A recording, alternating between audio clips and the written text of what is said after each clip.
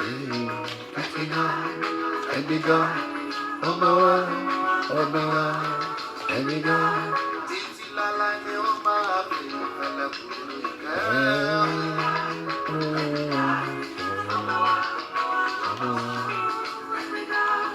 ọba tó mọ̀ gbá orí tó rúpọ̀ ẹ̀yìn mú mọ́pẹ́ mi wá o.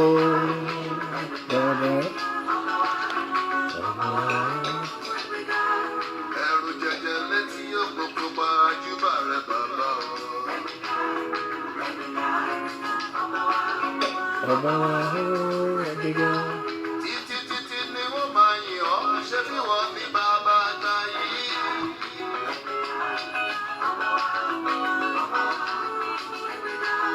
Alágbára gíga gíga. Bàbá mi mọ ẹ ṣé o, ẹgbẹ́gá. Hallelujah o. Mo tún kí wa pé a kú ìkàlẹ̀ ní gbogbo ibi tí a ti ń gbọ́ wa nípa oore ọ̀fẹ́ Ọlọ́run. Àkókò tí a wà yìí ni ẹ̀mí mímọ́ gbà mí. Òun nìkan náà ni a tó nígbà tó lè gbani.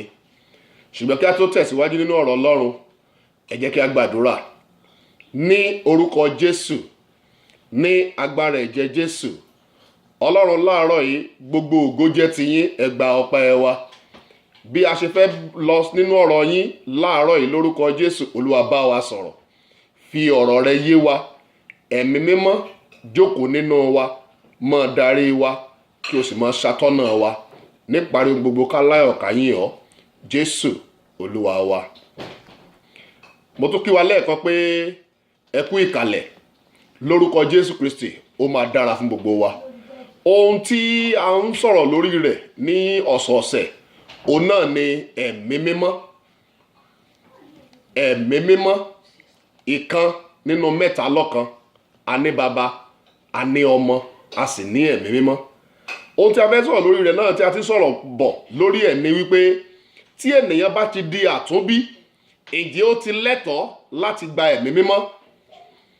Mo fi wá wípé gbogbo ẹni tí ó bá ti di àtúnbí tó gba Jésù gẹ́gẹ́ bí Olúwa àti olùgbàlà rẹ̀, òun ló ní ẹ̀tọ́ sí agbára Ọlọ́run tí í ṣe agbára ẹ̀mí mímọ́. Torí agbára yìí onímọ̀ bá ènìyàn rin ìrìn àjò, onímọ̀ bá ènìyàn ṣe. Bí lè sọ fún wa nínú ìwé Jòhánù wípé òun ni yóò máa kọ́ wa ní ohun gbogbo. A máa fi àwọn tí ò yé wa, a máa fi yé wa. Àwọn tí a ò mọ̀, ẹ̀mí mímọ́ a máa ṣe kí ni o, a máa fi yé wa. Mo fẹ́ ká lọ sínú ìwé Ìṣe àwọn Àpọ́stólì. Ìtàn Kọ̀nẹ́líù ni mo fẹ́ ká yẹ̀wò nínú ìwé Ìṣe àwọn Àpọ́stólì orí 11. Mo máa kà láti ẹsẹ̀ 11 títí dé 15. Bíbélì wípé sì wò ó, lójú kan náà ọkùnrin mẹ́ta dúró níwájú ilé tí a gbé wà, tí a rán láti Kesaria sí mi. Èmi sì wí fún wọn pé kí èmi kí ó bá wọn lọ.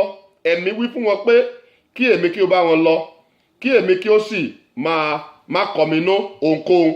Àwọn arákùnrin 6 wọ̀nyí sì bá mi lọ. A sì wọ ilé ọkùnrin náà. Ó sì sọ fún wa bí òun ti rí áńgẹ́lì tí ó dúró ní ilé rẹ̀, tí ó sì wí pé ránṣẹ́ lọ sí Jópa kí o sì pe Símónì tí àpèlé rẹ̀ jẹ́ Pétérù, ẹni tí yóò sọ ọ̀rọ̀ fún ọ nípa èyí tí a fi gba ìwọ àti gbogbo ilé rẹ̀ là. Bí mo ti bẹ̀rẹ̀ sí sọ̀rọ̀, Pétérù nìyẹn o, bí mo sì ti bẹ̀rẹ̀ sí sọ̀rọ̀, ẹ̀mí mímọ́ sì bà lé wọn gẹ́gẹ́ bí a ti bà lé wa ní àtètèkọ́ṣe. Bí Pétérù ti bẹ̀rẹ̀ sí sọ ọ̀rọ̀ Ọlọ́run ní ilé Kọ̀nẹ́líù, Bíbélì jẹ́ kó yé wa wípé ẹ̀mí mímọ́ sì bà lé wọn. Mo fẹ́ kí ó yé wa wípé ohun tí ó ràn wọ́n lọ́wọ́ tí ẹ̀mí mímọ́ fi lè bà lé wọn ni wípé ọkàn wọn ti gbé sókè láti rí Ọlọ́run.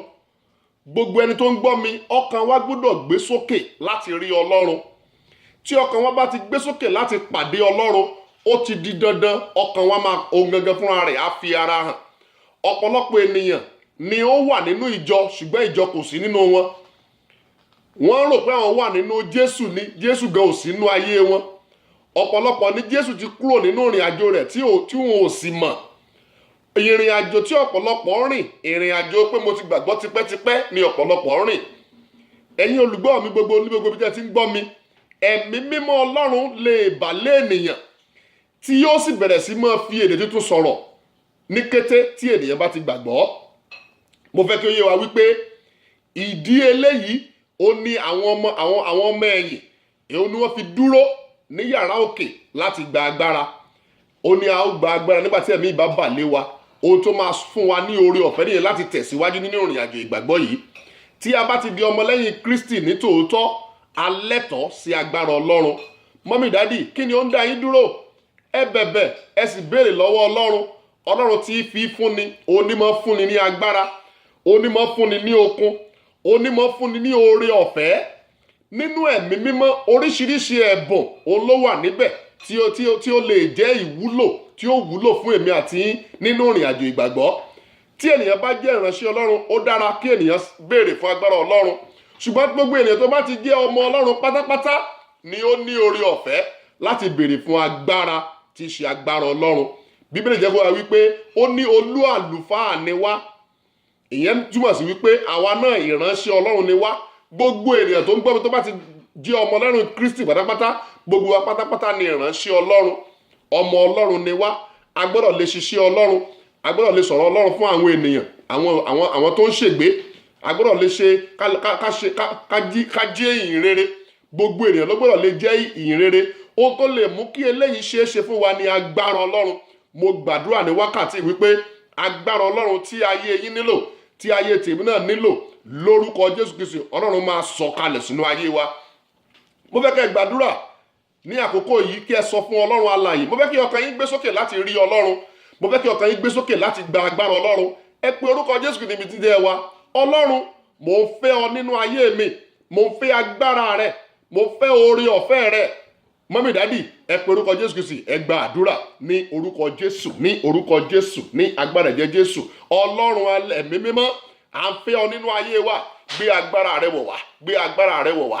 Ẹ̀mí mímọ́ wọnú ayé wa pẹ̀lú agbára tí pa ayé ò lè ká, agbára tí pa ọ̀tá ò lè ká, agbára tí ogun èṣù, ogun òkùnkùn ò lè borí. Lórúkọ Jésù Kristi, ẹ̀mí mímọ́ gbé wọ̀ wá. Ọlọ́run wọnú wa, wọ̀ wá ní agbára. Jésù Olúwa wa. Gbogbo ẹ̀yin tí ẹ ń wò mí pátápátá, ìrìn àjò ìgbàgbọ́, ìrìn àjò tí ó ní agbára ni, tí ó sì gba ọgbọ́n àti òye. Èèyàn gbọ́dọ̀ mọ̀ bẹ́ẹ̀ yóò ṣe rin ìrìn àjò yìí tí èèyàn ò fi ní sọnù nínú ìrìn àjò ìgbàgbọ́. Tí ẹ bá ti gbàgbọ́ tí ẹ sì ń gbé ìgbé ayé tó wu Ọlọ́run, ó ti di dandan kí Ọlọ́run kó bẹ̀rẹ̀ sí máa tọ́ yín. Ó ní màá máa tọ́ yín, màá máa kọ́ yín ní ohun tí ẹ̀yin ó ṣe. Ẹ̀mí mímọ́ nìyẹn. Ẹ jẹ́ ká wá sínú ayé wa. Tá a bá dẹ̀ tí ì fi ayé wa fún Jésù, tí ẹ sì ń wò mí, tí ẹ sì lórí ọ̀fẹ́ láti gbọ́ ọ̀rọ̀ yìí, ẹ jẹ́ ká yọ̀ǹda ayé wa fún. Ó nìkan ló lè bá wa rìnrìn àjò tí ènìyàn ò fi ní ṣìnà. Ó ló lè bá ènìyàn rìnrìn àjò tí ọ̀nà rẹ̀ yóò fi dára. Ó ló lè bá ènìyàn rìnrìn àjò tí ogun ayé, ogun èṣù ò fi ní borí ènìyàn. Mo sọ tẹ́lẹ̀ sí ayé yín, ogun ayé, ogun òkùnkùn kò ní borí yín. Ogun ọ̀tá kò ní borí yín. Ogun ẹ̀ṣẹ̀ kò ní borí yín. Ẹ̀ṣẹ̀ á máa pani. Tí ènìyàn bá, ó Bíbélì sọ fún wa wípé ikú ó ní èrè ẹ̀ṣẹ̀.